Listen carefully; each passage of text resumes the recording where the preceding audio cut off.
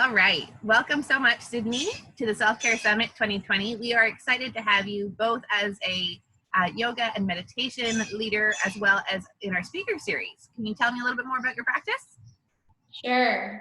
Thanks for having me too. I'm really excited to be a part of the group and to be sharing the things that I love so much and that I'm so passionate about. So my journey as a teacher itself started in Ontario, Toronto, where I lived for 15 years, and I did all of my teacher training there. So I studied with Octopus Garden Yoga Center, which at the time was one of, I think, the largest yoga center in the city. They've got some more competition now that's come in, but I studied under the tutelage of Pat Harada Linfoot and Scott Davis, and also Nikki Poole. So I did training in 200-hour, I did a 300-hour advanced training, restorative yoga training, and I also did my pre and postnatal training. So I ate up as much yoga as I possibly could and really love sharing it with other people now. It's based on the philosophy of Patanjali and the Yoga Sutras, which are centered around the 8 limbs of yoga, which is a really incredible system designed thousands of years ago that is all around the 8 limbs of yoga. So looking at yoga from these 8 limbs and all in support of harnessing the mind to reduce suffering.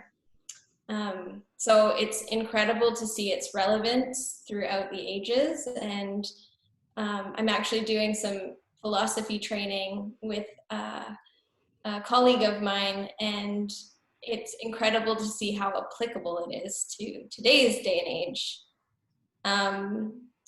And then as far as asana, which is one of the 8 limbs, and that's the physical practice that us Westerners are most familiar with, I base my active practice off of Ashtanga, Iyengar philosophies, and also functional movement, which is more of a sporting kind of viewpoint that I like to intermingle into my yoga practices. And then, of course, I've got restorative yoga as an offering as well. Nice. About your life coaching practice and Reiki as well. Well, Reiki's on hold right now, but I did do studies in Toronto on Reiki. I am fascinated by it, energy work, and I don't do a ton of it right now, but I think energy work is always incorporated. So once you have that understanding and once you sort of grab hold of that interest and philosophy, I think it follows you through everything you do.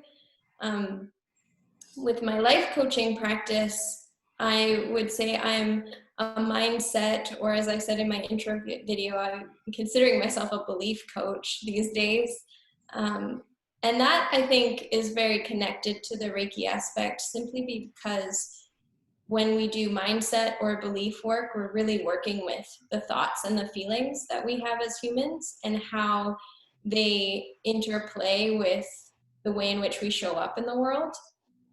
So they are very much connected, but from a study perspective, I got certified through IPEC training, and then more recently dove into a lot of the work of the life coach school, which I am a real, I love the life coach school. I think it's an incredible philosophy that Brooke Castillo has put together, and I'm a big believer in that one. So that's a lot of the framework that I use comes from that school. Well, given that we have you for the Self-Care Summit, tell me a little bit more about your self-care journey personally and what has been one of the obstacles for you. Sure.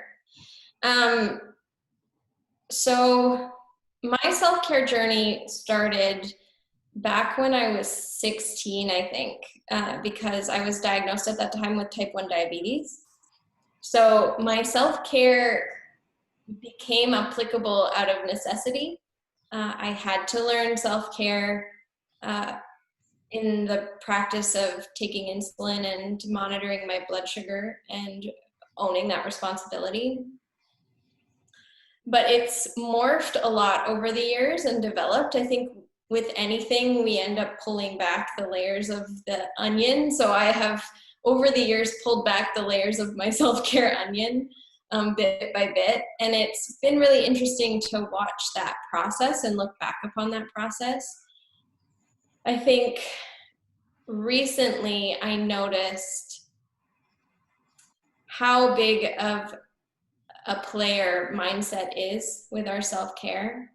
I think sometimes what we think we're doing as self-care is actually the opposite.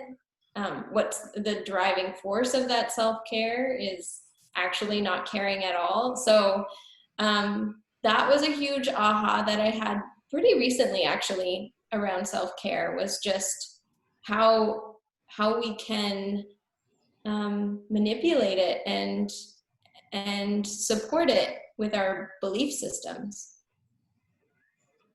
Now, given the extent of your practice, what are you seeing as a self-care obstacle for your clients? Mm-hmm. A lot of my clients come to me when they are spinning in their heads quite a bit and they're suffering from a lot of anxiety.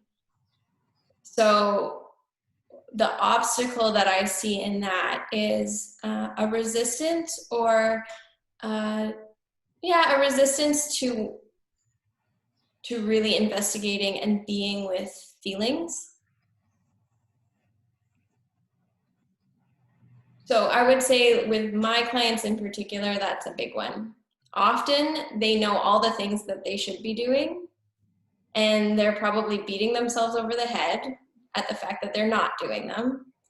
And we end up working a lot around that, about why they're not doing the things that they know that they want to be doing and the things that they quote unquote should be doing, and really investigating and unpacking what's getting in their way.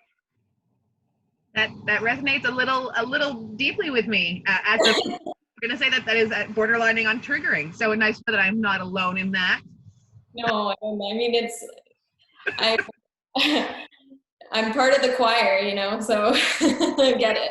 I think for many of us, it's why we're drawn to this type of work, because we didn't have an easy path on our own, and we've developed a lot of tools along the way. So I'm truly loving having these one-on-ones with everybody, so we can stay focused on your journey here, which is it just in this process, working with a dozen international speakers.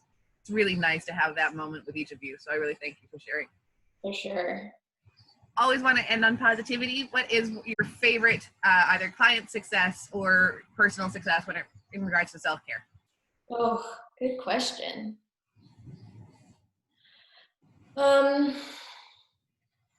Well, I mean, it's hard to pick one client. I feel like every client that I work with, the success is so fulfilling in just seeing them sitting in that success and breathing it and accomplishing it. So, I mean, for me, my greatest success is being able to help people do that. Being able to be on that journey with them, and it can be humbling for me too. And I learned so much about self-care through that process, and it's really, really rewarding, that aspect. Well, I've had the privilege of working with you in the past, and I vastly agree. I think that's one of the reasons why you were one of the first I reached out to about the summit. Now, for those for those out there that are just finding you now with the summit, what are you offering in your personal practice? So in my personal practice, I offer yoga classes online, given our current climate. So you can find out more about those on my website, on the yoga tab of the website. And also I offer life coaching. So I offer a free consult. People are more than welcome. I encourage people to come onto that free consult. You are not obligated at all to continue working with me if you don't feel like it's something that suits you, but it's a really nice way for us to get to meet each other and unpack what's getting in your way and see if that is something that would be fruitful. So I recommend people will head to my website and check that out. And oh, there was a butterfly behind you. That was nice. But those are my two main offerings. And as far as the summit goes, I'll be teaching yoga and providing some workshops for people to take part in as well. So we're very excited to have you as part of that summit and look forward to spending some more time with you. Thanks so much for taking the time today, Sydney. Thanks, Naomi.